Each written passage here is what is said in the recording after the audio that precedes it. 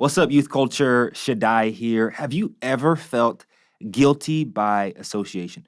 Maybe you see maybe you know somebody, they did something, and because you were a friend of theirs, you also felt guilty. This happened to me when I was a sophomore in high school. My older brother Josh, he was a senior in high school. We both played on the football team. I was on the JV and he was on the varsity.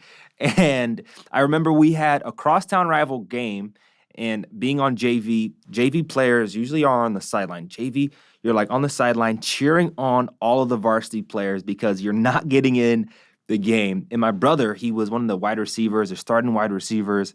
And at the game, it was kind of getting down to the wire. It was a really close game. It was super hyped. It was a home game. The stands are full. My parents are there. Family is there. Friends are there.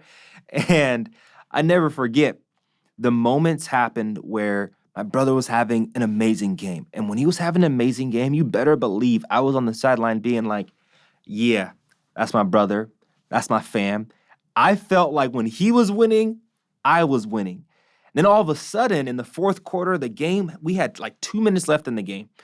And we're down 6 points. And as you know, if you get a touchdown and a field goal, you get 7 points. And so we were looking to win the game by 1 point. And so our quarterback, Cody, he snaps the ball, gets the ball, and they're like really close to getting a touchdown. But it was a fourth down, and so it was like the last try.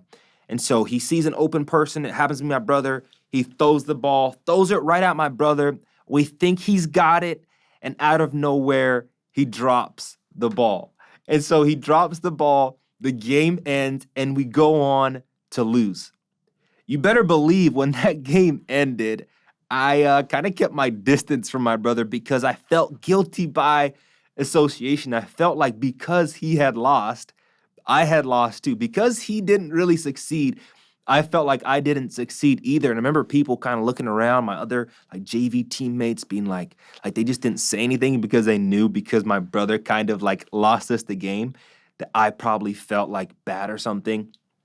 And so we get home. My brother and I finally talked, but you better believe I felt guilty by association. And maybe for you, you felt that way, whether it's with a friend or by, a family member or someone close to you. You felt like when they did that stupid thing or whatever it might have been, you felt almost like you did it too because of the way other people looked at you. And being a Christian, sometimes you can feel guilty by association.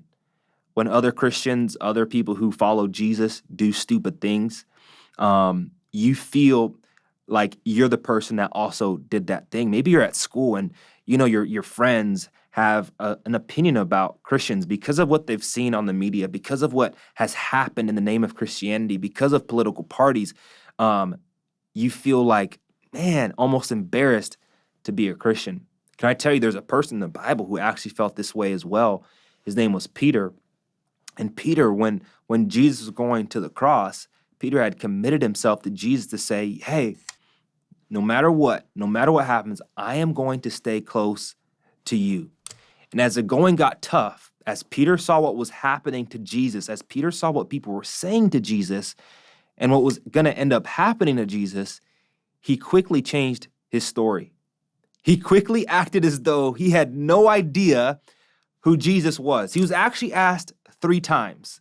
And what's crazy about these 3 times is that Jesus also predicted it. He said, Peter, hey, before the rooster crows 3 times, or before the rooster crows, you're going to deny me 3 times. And Peter's like, no way. And as Peter saw that he was going to be guilty by association, that he was also going to be killed if he was associated with Jesus, he quickly acted as though he didn't know him. And maybe you felt that way as well, that, man, being a Jesus follower, I don't want to be associated with it. You felt afraid of saying, I know I felt that way. I was getting my oil changed the other day, and the guy asked me what I did for a living, and I was almost afraid to tell him I was a pastor because I know people have opinions about Christians. You know what's crazy about what Jesus did, though? When Peter had denied him 3 times, and after he died and was raised again, Jesus actually came looking for Peter. And when he finds Peter doing what he used to do before he found Jesus. and Peter is fishing, and Jesus asked Peter, hey, can I make you breakfast? And during that breakfast, Jesus shows Peter who he really is. Jesus didn't accuse him. Jesus didn't get mad at Peter for being, for denying him. He didn't look at Peter and say, hey, you ditched me, so you know what? I don't want a relationship with you anymore. Jesus actually was able to restore Peter. And for you and I, we might have moments where, because of feeling guilty by association, because of being afraid of what people think of us, we feel like we're now defined by what people say. And Jesus was able to show us in that interaction with Peter that no matter what people say, no matter if you feel like you're guilty by association like I did with my brother, Jesus' identity for us is actually much deeper. It's actually much greater. It's actually much better than something that's rooted in what people think. And so for you today, wherever you might find yourself, can I just encourage you to know that you're actually not defined by what people say? That Jesus' definition of you is much better than you might ever dream, think, or imagine. He actually loves you just the way you are, even if you feel guilty by association because of what other Christians have done. And so if I can just encourage you with one thing, I wish going back to when I was in high school, I wish I really would have just been able to embrace my brother and not kind of keep my distance because of what people would think about me. I wish I'd have just loved him and said, hey, man, it's all good. It happens. Because you know what? What people think at the end of the day is not what's most important. What Jesus thinks about you is. Love you so, so much. Thanks for joining us today. We'll see you next week.